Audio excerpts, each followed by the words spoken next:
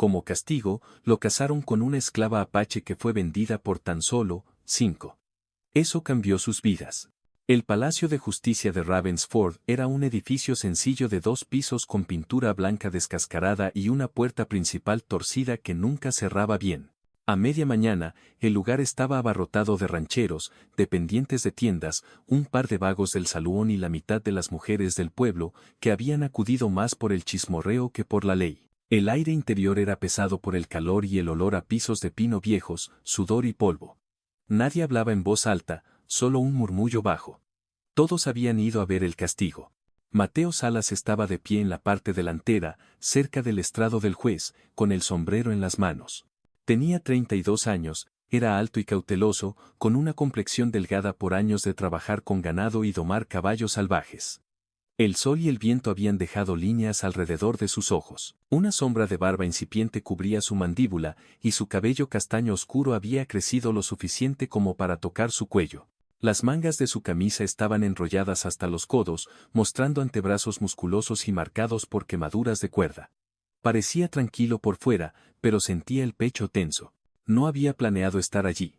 Había ido al pueblo a comprar sal y un tramo de cuerda. Terminó en el salón y bebió más de lo que debía. Cuando comenzaron los gritos en el callejón detrás de la tienda de Harlow, el whisky había embotado sus sentidos. Un novillo de un comerciante se había escapado y se había acercado demasiado. Mateo disparó un tiro de advertencia, pero el viejo rifle falló y envió una bala al costado del novillo. El animal murió antes de que alguien pudiera detenerlo. El comerciante, Leonardo Cobos, estaba furioso y presentó cargos. Una multa estaba fuera de cuestión. Mateo no tenía dinero. La cárcel significaría perder los caballos con los que estaba trabajando, tal vez para siempre. Así que allí estaba, esperando que el juez Merrick decidiera qué pasaría. El juez era un hombre alto y corpulento de unos 50 años, con una boca estrecha y ojos que no se perdían nada. Se reclinó en su silla y miró a Mateo como un problema que había visto demasiadas veces. Salas, dijo, con voz lenta y firme. La cárcel no te enseñará nada. Y una multa que no puedes pagar no le sirve a nadie, pero le quitaste algo a un hombre de este pueblo. Lo pagarás. No con dinero, sino con servicio. Hubo una pausa. El juez miró hacia la parte trasera de la sala. Tráiganla. La puerta se abrió y la sala cambió. Las botas rasparon el suelo. Los hombres se inclinaron hacia adelante en sus asientos. Citlali entró. Tenía 23 años, era alta para una mujer, con el tipo de fuerza que provenía de años de caminar y cargar más de lo que le correspondía. Su piel era bronceada por el sol, su largo cabello negro estaba trenzado y atado con tiras de cuero gastado, cuyos extremos rozaban sus caderas. Llevaba un vestido de piel de venado descolorido, escotado en el pecho, con flecos a lo largo de los bordes con adornos de cuentas que se habían aflojado con el tiempo. Un desgarro en el hombro derecho exponía la curva lisa de su clavícula. Sus muñecas estaban en carne viva y rojas por donde habían sido atadas las cuerdas. Mantuvo la mirada baja, pero se mantuvo erguida. El juez habló por ella. Apache de nacimiento, capturada hace 2 años cuando su aldea fue destruida. Ha sido vendida más veces de las que este tribunal quiere recordar. El mes pasado fue comprada en el mercado de Ravensford por $5. Miró a Mateo de nuevo. Te vas a casar con ella.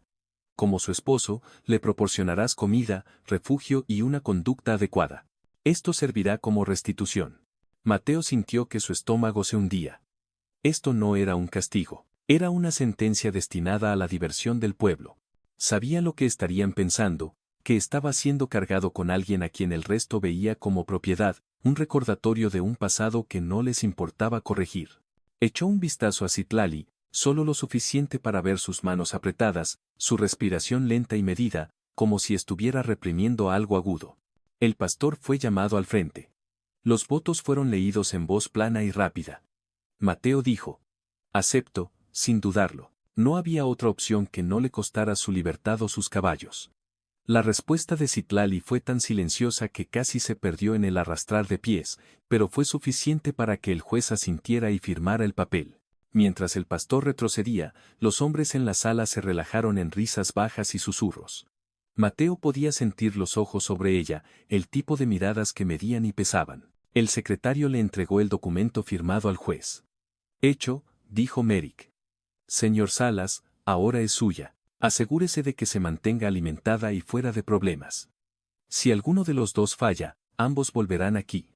Mateo retrocedió para darle espacio a Citlali para que pasara, pero ella no tomó su brazo. Caminaron lado a lado por el pasillo central, pasando las filas de ojos, a través de las puertas dobles y hacia la dura luz de la calle. El aire exterior era más cálido que el interior. Olía a polvo, sudor de caballo y el aroma metálico del taller de herrería al final del camino. Los pies descalzos de Citlali levantaron pequeñas bocanadas de tierra al caminar. Ella no habló, no lo miró. En algún lugar detrás de ellos, un ranchero rió con un sonido agudo y cortante, y los siguió por los escalones hacia la calle abierta. Mateo bajó su sombrero y se dirigió hacia las afueras del pueblo.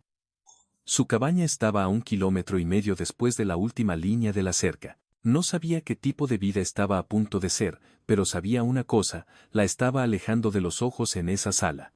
Pasara lo que pasara después, podían enfrentarlo sin una multitud. Salieron del Palacio de Justicia sin mediar palabra entre ellos. El sonido de las botas sobre la tierra seca era la única medida del tiempo. Mateo mantuvo su sombrero bajo contra el sol del mediodía, mirando una vez a Citlali mientras pasaban por el salón donde algunos hombres se apoyaban en la barandilla, siguiéndola con la mirada. Ella no miró a izquierda o derecha, pero sus hombros estaban tensos. Su barbilla se levantó lo suficiente para mostrar que sabía que estaba siendo observada. No le gustó la forma en que sus miradas se demoraban. La calle principal se convirtió en un camino lleno de surcos que conducía más allá de las últimas casas y luego hacia campo abierto. Un viento cálido llevaba el olor a creosota y ganado, y el suelo brillaba por el calor. Mateo mantuvo su paso firme, pero por dentro estaba analizando lo que acababa de suceder. Había entrado en ese palacio de justicia esperando una multa o unos días en la cárcel. En cambio, había salido casado con una mujer cuya vida había sido destrozada mucho antes de hoy. Se preguntó si ella pensaba que él se había ofrecido como voluntario para ello. Él no lo había hecho. Pero también sabía, estando allí frente al juez, que dejarla volver al mercado significaba algo peor que cualquier cosa que enfrentaría con él. Citlali habló primero, con la voz baja, sin mirarlo. ¿A dónde me llevas? A mi casa, dijo. Está pasando el arroyo, es pequeña, solo estoy yo allí. Dudó antes de añadir, tendrás comida y un techo. Ella no respondió de inmediato, y él la vio estudiando el horizonte por delante. ¿Cuánto tiempo me quedo?, preguntó finalmente. El tiempo que quieras, dijo, sorprendiéndose a sí mismo. Había querido decir hasta que el tribunal diga lo contrario, pero las palabras salieron diferentes, y una vez que las dijo, no se retractó. El camino bajaba hacia un arroyo poco profundo donde los sauces se inclinaban sobre el agua. Mateo pisó primero el puente de tablones, mirando hacia atrás cuando oyó los pasos de mocasín de ella. Ella estaba mirando el agua, con los ojos fijos. No he visto un arroyo en meses, dijo en voz baja. En el último lugar. No había nada verde. Eso era algo que la sala del tribunal no había explicado, dónde había estado antes de hoy. La gente en Ravensford conocía su nombre, conocía el precio que alguien había pagado por ella, pero nadie había dicho mucho sobre los meses intermedios. Mateo supuso que era el tipo de lugar que dejaba marcas debajo de la piel donde nadie podía ver. Al otro lado del arroyo, la tierra se abrió de nuevo. La cabaña quedó a la vista, una estructura de una sola habitación con una chimenea de piedra, un cobertizo adosado y un pequeño corral que contenía un caballo castaño y una yegua ruana. La hierba era irregular alrededor del patio, y la tierra estaba marcada con huellas de cascos. Cuando llegaron al porche, Mateo empujó la puerta y se hizo a un lado. Adelante, dijo. Ella entró, con los ojos moviéndose lentamente sobre la habitación. Un catre contra una pared, una mesa tosca con 2 sillas, una pequeña chimenea de piedra, estantes con algunas tazas y platos de hojalata, y una pila de leña partida en la esquina. El lugar olía ligeramente a humo y cuero. ¿Vives aquí solo?, preguntó, volviéndose para mirarlo. Hace 3 años, dijo, desde que dejé el trabajo de arriero. ¿Por qué?, dudó, desabrochándose el cinturón de la pistola y colgándolo en una clavija de la pared. Me cansé del trabajo que estaba haciendo, me cansé del tipo de órdenes que me daban. No le contó todavía sobre las redadas, sobre la forma en que las patrullas del ejército habían quemado aldeas que se parecían a la suya. Eso era algo para otro día, si es que lo contaba alguna vez. Ella se movió hacia la chimenea, pasando su mano por el borde de la mesa como probando la madera. Es tranquilo aquí, dijo. Esa es la idea. Puso un balde sobre la mesa. Agua del arroyo. Puedes usar el lavabo. No se perdió la forma en que ella mantenía su distancia, dando vueltas por la habitación como alguien trazando cada paso para salir de ella. A medida que el día avanzaba, encendió la pequeña lámpara de aceite, la luz dorada empujando las sombras hacia las esquinas. Ella se sentó a la mesa mientras él cortaba tiras de tocino salado y las ponía en la sartén sobre el fuego. El olor llenó la habitación. «Puedes dormir en el catre», dijo después de un rato. «Yo dormiré en el suelo». Ella lo miró entonces, la primera vez que realmente se encontró con sus ojos. «¿Por qué? Porque has tenido suficiente de que te digan qué hacer». Su mirada sostuvo la suya por un segundo más antes de apartar la vista. Ninguno de los dos habló durante el resto de la comida, pero el silencio se sintió menos como una pared y más como una pausa. Cuando la lámpara se apagó y la habitación quedó a oscuras, Mateo se acostó en el suelo con su manta, escuchando el viento contra las paredes. Podía oír su respiración, firme, pero no profunda, como alguien que no estaba seguro de si era seguro dormir. Conocía esa sensación. También sabía que tendrían que vivir el uno con el otro el tiempo suficiente para que cambiara, si es que alguna vez lo hacía. Afuera, los caballos se movieron en el corral, y las tablas de la cabaña se asentaron. Era la primera noche de algo que ninguno de los dos había pedido, pero ambos sabían que era mejor de lo que el pueblo les habría dejado. La luz de la mañana entró fuerte por la única ventana, cortando la mesa y atrapando el vapor que se elevaba de la lata de café. Mateo se había levantado antes del amanecer, como siempre, trabajando en el pequeño corral para calmar al caballo castaño que había estado demasiado nervioso desde la tormenta de la semana pasada. Cuando volvió a entrar, Citlali ya estaba despierta, sentada con las piernas cruzadas en el catre, trenzando su cabello con movimientos lentos y practicados. Ella no lo miró, pero no se encogió cuando él pasó cerca para poner la lata sobre la mesa. Comieron galletas y café en silencio. Ella rompió la suya en pequeños trozos, masticando lento, con los ojos escaneando la habitación como si todavía estuviera asimilando cada rincón. Se sorprendió a sí mismo preguntándose cuándo había sido la última vez que se había sentado a una comida sin tener que ganársela de maneras que no eran justas. La sala del tribunal no había dicho mucho sobre su vida antes del mercado, solo que había sido vendida repetidamente. A la gente del pueblo le gustaba hablar, pero los detalles que pasaban no eran la verdad. Solo las piezas que los hacían sentir más grandes que ella. Cuando él le preguntó dónde había estado antes, ella dejó su galleta y respondió sin levantar la vista. En una granja cerca de Blanco. Me mantenían en el desván del granero cuando no estaba trabajando. Decían que era mejor que afuera. Dejó que eso permaneciera un momento. Antes de eso, un campamento de arrieros. Antes de eso, un traidor que me decía que no valía nada cada vez que alguien me entregaba. Su voz era plana, sin autocompasión. No añadió nada sobre la noche en que su aldea fue tomada, tal vez porque pensó que él ya lo sabía, tal vez porque no quería decirlo en voz alta. Mateo escuchó, con la mandíbula tensa. La verdad era que había conocido a hombres como el que ella describió, había cabalgado con algunos de ellos cuando había sido explorador de senderos para el ejército. Había seguido órdenes, guiado patrullas a cañones donde se escondían familias, señalado huellas, visto humo elevarse después de que se terminara el resto. Se dijo a sí mismo que solo era el mapa, no el fuego. Pero mirándola ahora, sabía que no había mucha diferencia. Yo no soy ellos, dijo finalmente. Sonó brusco, pero era la verdad que necesitaba poner entre ellos. Ella lo miró entonces, buscando en su rostro como si estuviera sopesando las palabras. Todavía no, dijo, y volvió a comer. El resto de la mañana pasó trabajando.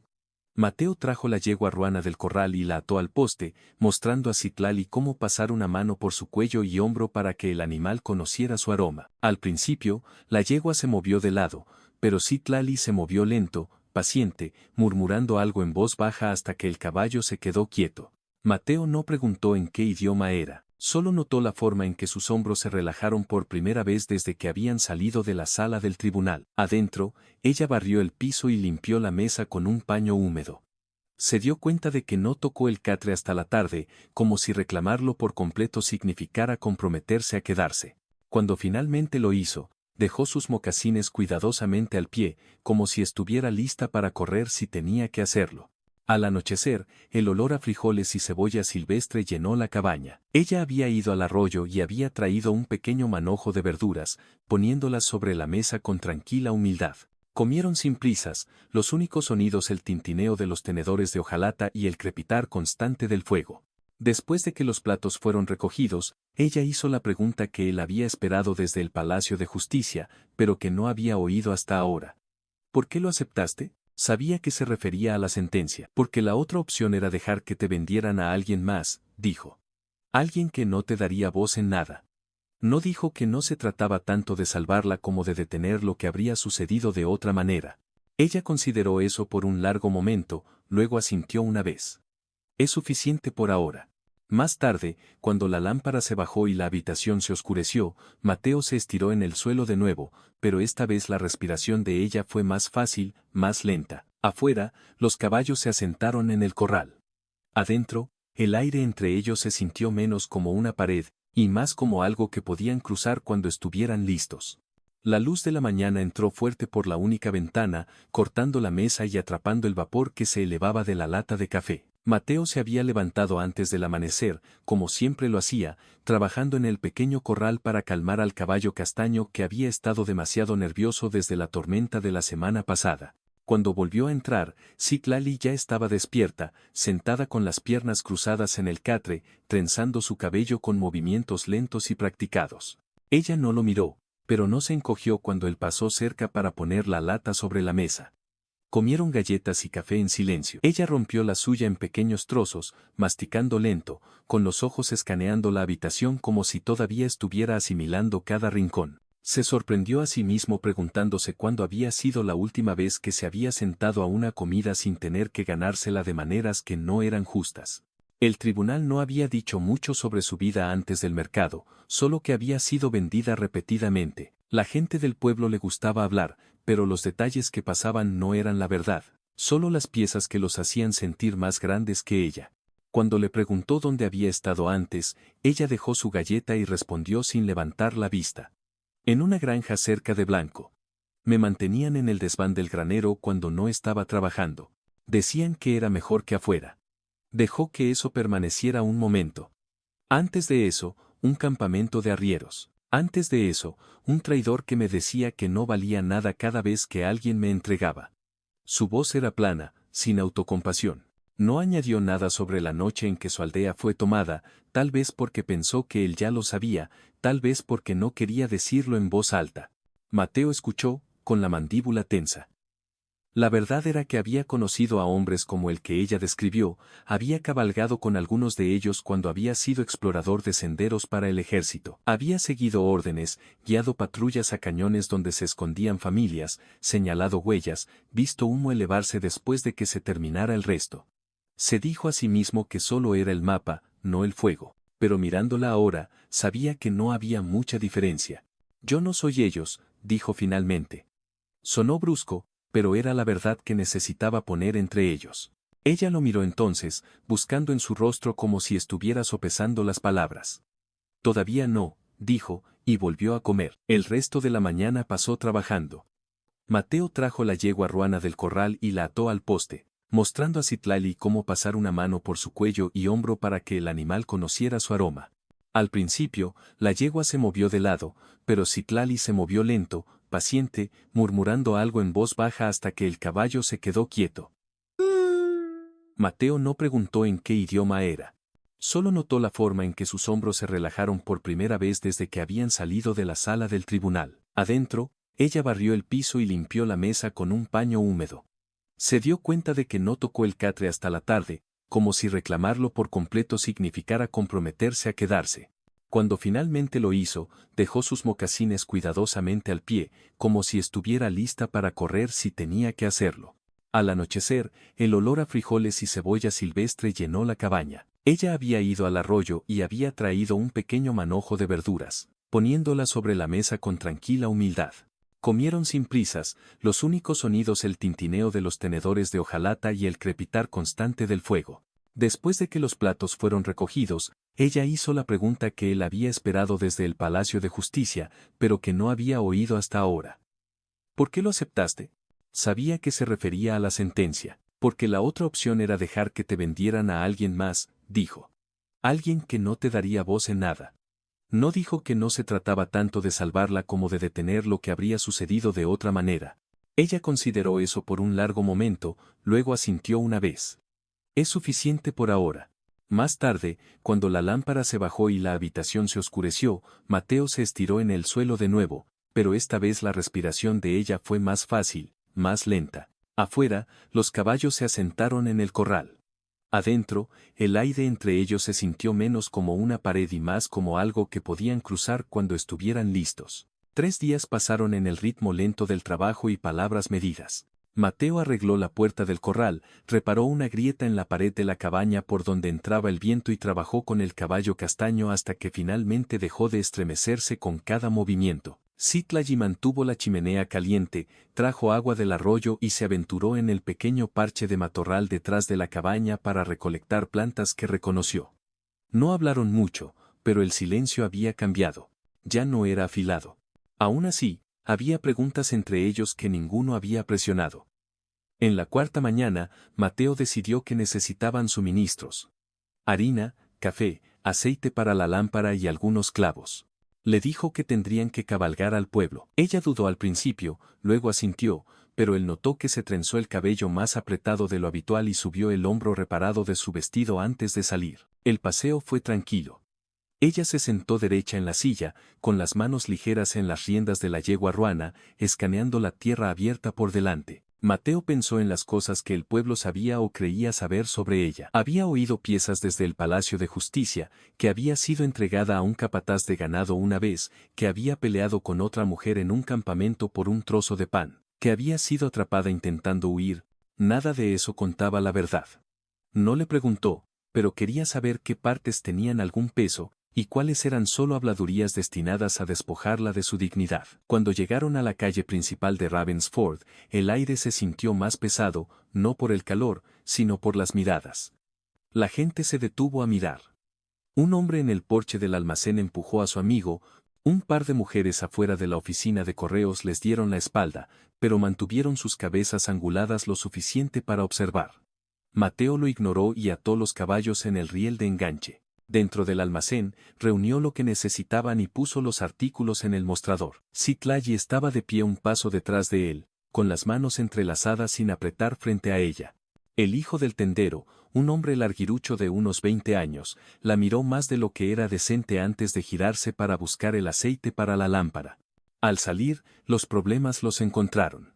Braulio, el mismo ranchero que había hecho comentarios groseros en el establo antes, se interpuso en su camino. Su camisa estaba desabrochada en el cuello, una sonrisa torcida cortando su rostro quemado por el sol. Salas, dijo, mirando entre ellos. ¿Cómo te está tratando la vida de casado? ¿Sigues obteniendo el valor de tus 5? Mateo no respondió, pero la mirada de Citlali permaneció fija en Braulio, ilegible. Braulio se acercó. Escuché que a una mujer como esa no le importa cambiar de mano siempre y cuando haya dinero involucrado. Te haría una oferta. Te ahorraría problemas. Su mano se movió ligeramente hacia el brazo de ella. Mateo se interpuso entre ellos. Retrocede. Braulio sonrió. ¿Qué? ¿Tienes miedo de que lo acepte? La voz de Citlali cortó antes de que Mateo pudiera hablar. He tenido suficientes manos sobre mí que no elegí. No serás uno de ellos. Su tono era uniforme, no elevado, pero no dejaba espacio para la risa. El rostro de Braulio se tensó, su sonrisa desvaneciéndose. Murmuró algo en voz baja y se hizo a un lado. Caminaron sin mirar atrás. En el riel de enganche, Mateo le entregó a ella el pequeño saco de suministros. No tenías que decir nada, dijo. Lo sé, respondió ella, montando a la yegua ruana. Pero quería hacerlo. En el camino de vuelta, se encontró repitiendo sus palabras. No era solo desafío, era la primera vez que había hablado sobre la elección desde que se habían conocido, y no se le escapó que lo había hablado donde otros podían oír. De vuelta en la cabaña, mientras desempacaban los suministros, ella lo miró una vez y dijo: El tribunal nos casó, pero yo decido si me quedo. Él se encontró con sus ojos. Lo sé. No le dijo que esperaba que lo hiciera, algunas verdades se mostraban mejor que se hablaban. Esa noche, mientras el viento se movía entre la hierba afuera, Mateo se dio cuenta de que algo había cambiado de nuevo. El pueblo todavía la veía como propiedad, pero ella había trazado una línea en público, y él se había puesto a su lado sin dudarlo. Era el tipo de momento que la gente en Ravensford no olvidaría, y él tampoco. A la mañana siguiente, después de su viaje al pueblo, el aire se había enfriado. Un fino velo de nubes se extendía por el cielo, y el viento llevaba el olor a tierra húmeda desde algún lugar lejano. Mateo estaba afuera temprano, trabajando con el caballo castaño en el corral. Había notado a Citlali en la puerta de la cabaña observándolo, su trenza colgando sobre un hombro, con los brazos cruzados sin apretar. Ella no gritó, pero tampoco se dio la vuelta. No habían hablado mucho desde el encuentro con Braulio. Las palabras que había dicho en la calle todavía estaban en su mente. He tenido suficientes manos sobre mí que no elegí. No serás uno de ellos. Había peso en eso, una especie de verdad que llevaba toda su historia. Sabía que todavía faltaban piezas. Cómo la habían quitado de su pueblo, quién la había comprado y vendido antes y cómo había sobrevivido a cada lugar. El tribunal había dado los hechos básicos, pero no la historia que importaba. A mediodía, terminó el trabajo con el caballo y entró. Citlali estaba junto a la mesa, remendando una de sus camisas. La aguja se movía con puntadas firmes y precisas, el adorno de cuentas en el puño haciendo juego con la reparación que había hecho en su propio vestido. Ella lo miró una vez. El hombre de ayer era un idiota. Sabía quién eras. Mateo negó con la cabeza. No, a los hombres como ese no necesitan conocerte. Solo necesitan ver algo que creen que pueden tomar. Puso la cafetera en la chimenea, agachándose junto al fuego. Después de una pausa, añadió. Yo he sido así antes. Ella dejó de coser, con las manos quietas en su regazo. ¿A qué te refieres? No la miró de inmediato. Cuando estaba con el ejército, exploraba por delante, encontraba senderos, marcaba dónde se escondían las aldeas. Me decía a mí mismo que yo no encendía los fuegos ni apretaba los gatillos, pero yo era el que los guiaba allí. No pensaba en quién estaba dentro hasta que lo vi por mí mismo. Su voz era uniforme, pero su mandíbula estaba tensa. Me fui después de eso. Vine aquí, no quería más órdenes. Ella lo estudió en silencio por un largo momento. ¿Estabas allí cuando mi gente fue tomada? Él se encontró con sus ojos. No sé si era tu aldea. Solo sé que podría haber sido. Ella dejó la camisa a un lado y se levantó. Entonces, ¿por qué me sacaste del tribunal? ¿Por qué no dejar que me vendieran? Porque no voy a entregarte a otro hombre que te mantenga enjaulada. Ya has tenido suficiente de eso. Esto no es eso. Su mirada permaneció sobre él, buscando algo que no nombraba. Finalmente, asintió una vez y recogió la camisa de nuevo. Entonces veremos qué resulta de esto. Esa tarde, cabalgaron hasta el extremo de su tierra de pastoreo para revisar una sección de la cerca. El viento se había levantado, llevando el leve olor a humo de un campamento al oeste. Cerca de la línea de la cerca, se encontraron con un par de hombres del pueblo, uno de ellos, el hijo del tendero, tratando de persuadir a la yegua ruana para que se alejara del campo. La cuerda ya estaba enlazada sobre su cuello. La voz de Mateo era baja, pero resonó, quítala. El hijo del tendero sonrió. No sabía que era tuya, pensé que era una extraviada. Sus ojos se dirigieron hacia Citlali. Tal vez lo mismo ocurre con ella. Antes de que Mateo pudiera moverse, Citlali se bajó de su silla y acortó la distancia entre ellos. Se plantó frente al hombre y le quitó la cuerda de las manos sin decir una palabra. Su mirada era plana, inquebrantable. Si quieres algo aquí, se lo pides a él. No tocas lo que es suyo o mío. El hombre miró a Mateo, pero lo que vio allí hizo que retrocediera. Su compañero murmuró algo en voz baja, y los dos se dirigieron hacia el pueblo. Mateo tomó la cuerda de Citlali, enganchándola sobre el cuerno de la silla. No tenías que hacerlo. Sí, tenía que hacerlo, dijo. Necesitan ver que no soy algo con lo que pueden negociar. Cabalgaron de regreso en silencio, con la yegua caminando tranquila a su lado. Mateo sintió el cambio entre ellos de nuevo, pequeño pero seguro. Ella no solo lo estaba defendiendo a él, estaba trazando sus propias líneas en un lugar donde la mayoría preferiría verla sin ninguna. Esa noche, sobre frijoles y pan de maíz, ella preguntó algo que no había hecho antes. Si el tribunal me liberara mañana, ¿me dirías que me fuera? Él dejó su tenedor. No, te pediría que te quedaras. Ella no respondió, pero tampoco apartó la vista. Por ahora, eso fue suficiente. A la mañana siguiente despertaron con un cielo pálido y un olor a salvia húmeda que venía del campo. Mateo ya estaba afuera partiendo leña cuando Citlali salió al porche. Llevaba el pelo suelto por primera vez desde que llegó allí, los mechones largos y negros levantándose con la brisa. No dijo nada, solo tomó la segunda hacha del cobertizo y se unió a él. Trabajaron sin hablar, el golpe del acero sobre la madera y el raspado de las botas en la tierra siendo los únicos sonidos. Cuando la pila de leña fue lo suficientemente alta, él asintió hacia la cabaña. Haaretz fue adentro. El fuego ya estaba encendido y ella pasó junto a él para preparar las tazas. La pequeña facilidad de ella trabajando junto a él sin ser pedida no pasó desapercibida. Desayunaron juntos, el silencio no pesado sino constante, como si se hubieran establecido en un patrón. Aún así, había cosas no dichas.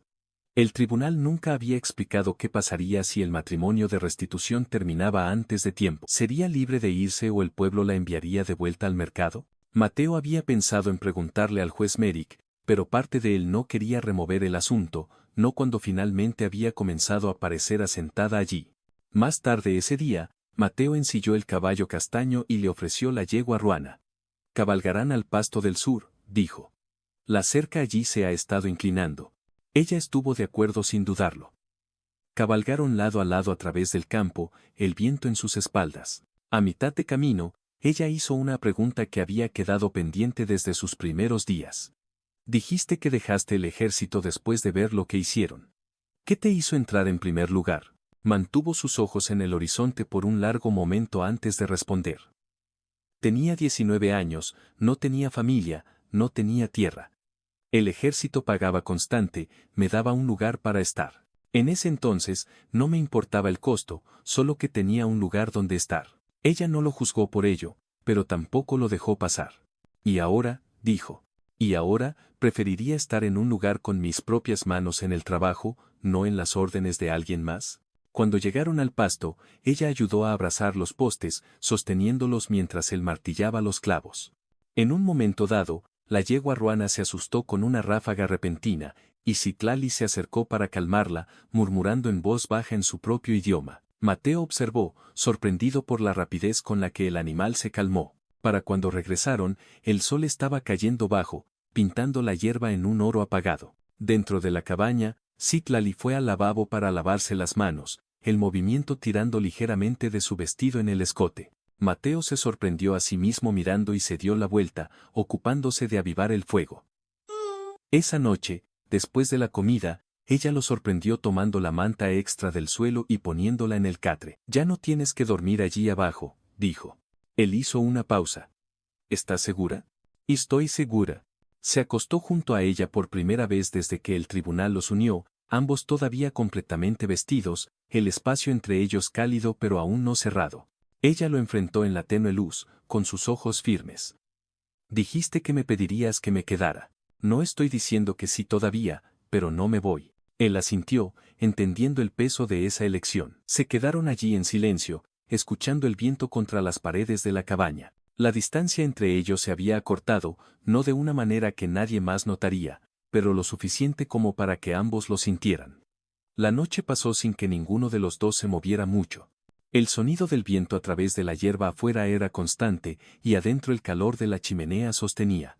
Cuando Mateo abrió sus ojos en la luz gris de la mañana, Citlali todavía estaba de su lado enfrentándolo. Sus ojos estaban cerrados, pero podía decir que no estaba dormida. Ella los abrió después de un momento, encontrando su mirada sin apartar la vista. Ninguno habló, no había ninguna prisa por romper el silencio. Después del desayuno, trabajaron juntos en el cobertizo adosado. Una tormenta de hacía 2 semanas había aflojado una pared, y Mateo quería arreglarla antes de la próxima lluvia. Citlali cargó tablas de la pila junto a la cerca, con sus pasos seguros, el dobladillo de su vestido enganchándose en la hierba seca. Se dio cuenta de que ya no se mantenía a distancia durante el trabajo, cuando le entregaba una tabla, sus dedos se rozaban y ella no se apartaba. Mientras trabajaban, ella preguntó algo que había quedado sin decir desde el tribunal. Si el tribunal no me hubiera elegido, si hubiera sido alguien más, ¿la habrías aceptado en su lugar? Mateo dejó su martillo y la miró. No, no habría intervenido por alguien a quien no sintiera que podía mantener a salvo. No te conocía, pero supe lo suficiente en el momento en que entraste en esa sala. Ella lo estudió por un largo momento antes de asentir como si estuviera archivando la respuesta. Pensé que simplemente no querías parecer un hombre que diría no frente al juez. No fue mi razón, dijo simplemente, luego recogió el martillo de nuevo. Por la tarde, el cobertizo estaba seguro. Citlali llevó el balde de agua al arroyo mientras Mateo trabajaba un nudo en las riendas de la ruana. Cuando regresó, sus mangas estaban mojadas por donde se había salpicado agua en los brazos. Dejó el balde y vino a pararse cerca de él, observándolo trabajar el cuero. ¿Alguna vez volverás?, preguntó. ¿Al ejército? ¿A ese tipo de vida? No, dijo, y la firmeza en su tono no dejó lugar a dudas. Aquí es donde me quedo ahora. Algo en su postura se relajó. Se acercó, lo suficientemente cerca para que él pudiera captar el leve aroma a hierbas silvestres del arroyo. Su mano se elevó hasta su hombro, ligera al principio, luego más firme. Entonces debes saber que he decidido. Yo también me quedo. Mateo no respondió de inmediato. Dejó las riendas a un lado, se levantó y la miró por completo. ¿Es tu elección? Sí. No había nada más que aclarar. La alcanzó entonces, su mano en su cintura, acercándola lentamente, dándole tiempo a retroceder si quería. No lo hizo. Sus ojos permanecieron en los suyos hasta que él inclinó su cabeza y la besó, cauteloso al principio, luego más profundo cuando ella se inclinó hacia él. Sus manos descansaron contra su pecho, con los dedos curvados en la tela de su camisa. Se quedaron así por un rato antes de separarse. Ella no se movió mucho, solo lo suficiente para recuperar el aliento. Dijiste que me pedirías que me quedara. Estoy diciendo que sí ahora. Esa noche se acostaron lado a lado de nuevo, pero esta vez no había un espacio medido entre ellos. La confianza que se había construido en el trabajo y los días tranquilos estaba allí en la forma en que ella apoyaba su cabeza contra su hombro y en la forma en que sus brazos se asentaban fácilmente a su alrededor. Afuera, el viento se movía a través de la hierba y por primera vez desde el Palacio de Justicia, la cabaña no se sentía como un lugar por el que ambos estaban pasando, se sentía como en casa. Los siguientes días pasaron con un ritmo que se sentía más como una vida construida que una sentencia cumplida. Citlali trabajó junto a Mateo por las mañanas, remendando equipo, cuidando los caballos y revisando la pequeña fila de hierbas y vegetales verdes que había plantado detrás de la cabaña. Por las tardes, reparaban postes de cercas o llevaban agua del arroyo. Por la noche, compartían la cama sin dudarlo, con su cabeza descansando sobre su hombro, sus conversaciones tranquilas pero constantes. Aún así, Mateo sabía que había una cosa sin resolver. El pueblo los había visto salir juntos del Palacio de Justicia, pero para la mayoría, Citlali seguía siendo la mujer que el juez le había atado como castigo. No había sido reclamada como su esposa por elección en público. Y en un lugar como Ravensford, las dudas tácitas tenían una manera de crecer. No quería que esas dudas la siguieran cada vez que salía a la calle. En una mañana fresca, con un viento constante empujando la hierba en olas, Mateo le dijo que cabalgarían al pueblo por más semillas y café. Ella no se inmutó ante la idea, pero él notó que se ató el cabello cuidadosamente y enderezó su vestido antes de salir.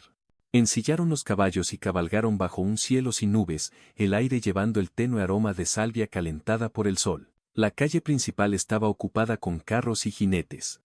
Mientras desmontaban frente al almacén, Braulio salió del establo al otro lado de la calle, con una sonrisa burlona tirando de su rostro.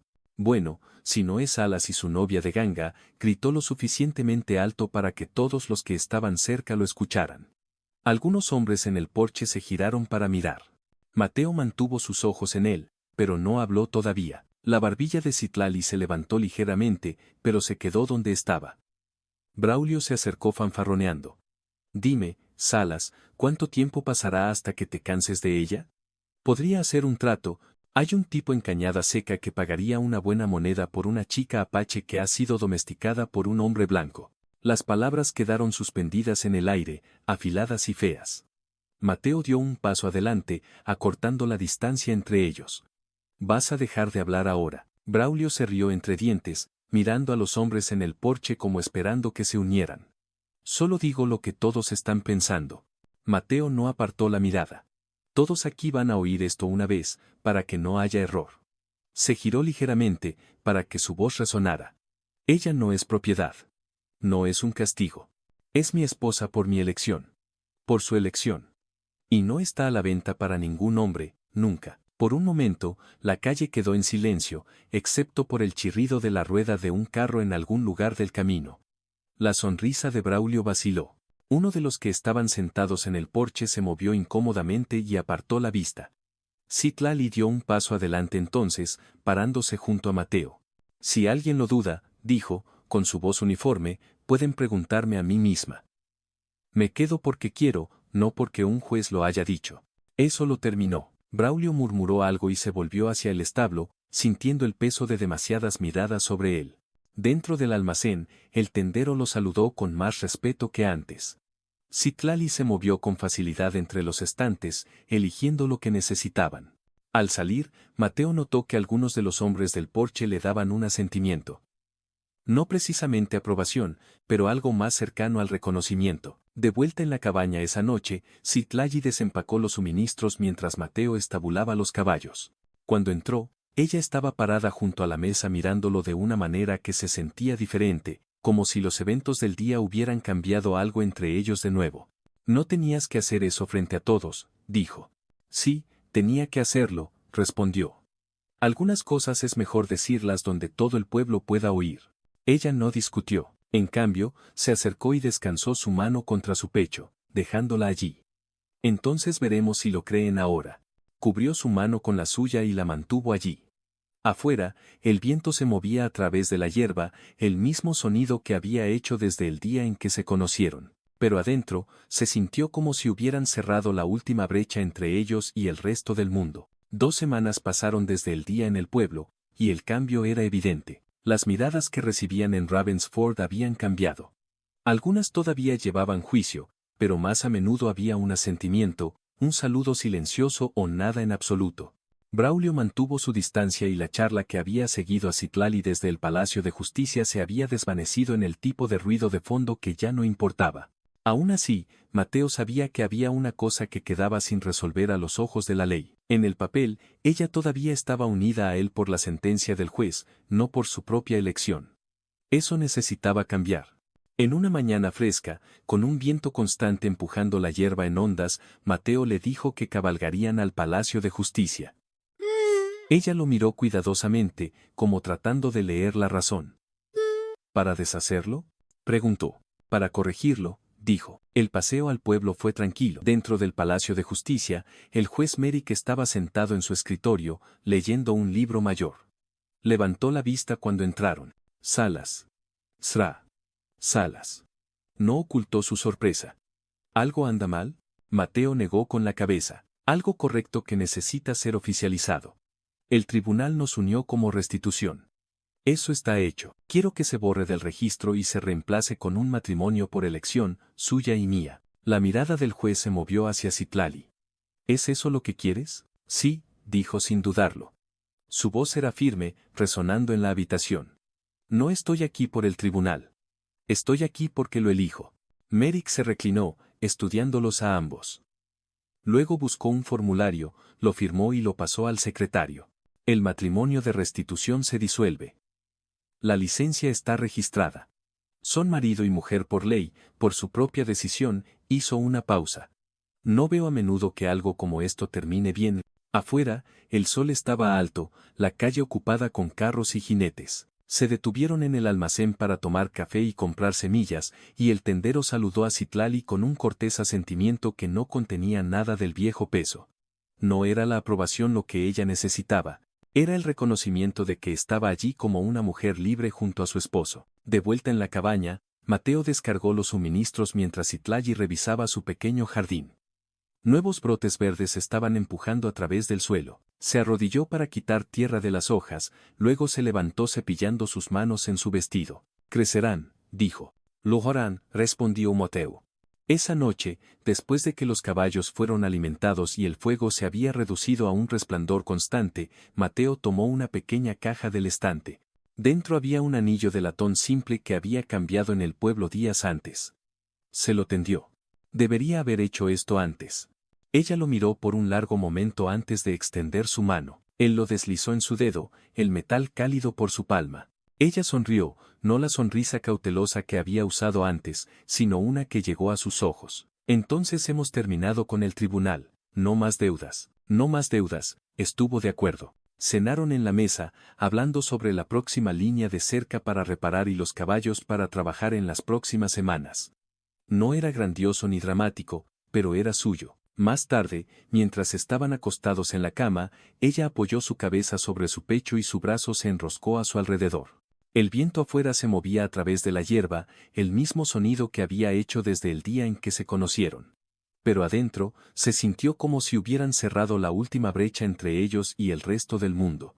Por la mañana, se levantarían, trabajarían la tierra y compartirían la misma mesa. Si te ha gustado esta historia, da clic en el video en tu pantalla ahora para ver otro cuento inolvidable del oeste donde el destino y el valor chocan de formas que nunca esperaste. No olvides suscribirte y considerar un super chat para ayudarnos a seguir trayéndote más historias como estas.